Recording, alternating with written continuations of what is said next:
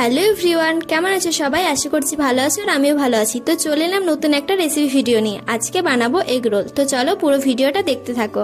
Egg roll করা সত্যি অনেকটাই সহজ, তাই ভাবলাম এগ রোলটাই বানানো যাক।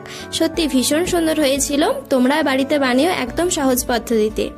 আর হ্যাঁ, আমার এই ভিডিওগুলো তোমাদের কেমন লাগে অবশ্যই কিন্তু কমেন্টে জানিও। আর কি কি রেসিপি দেখতে চাও সেটাও কিন্তু জানাতে একদম ভুলো না। আমি চেষ্টা করবো প্রতিটা ভিডিও তোমাদের সাথে শেয়ার করার। তো যাই হোক, এখানে তোমাদের সাথে গল্প করতে করতে এগরোল পুরো রেডি হয়ে গেছে। তো সেম পদ্ধতিতে আরেকটাও ভেজে নিলাম। তারপর এখানে একটু ডেকোরেশন করে নিচ্ছি।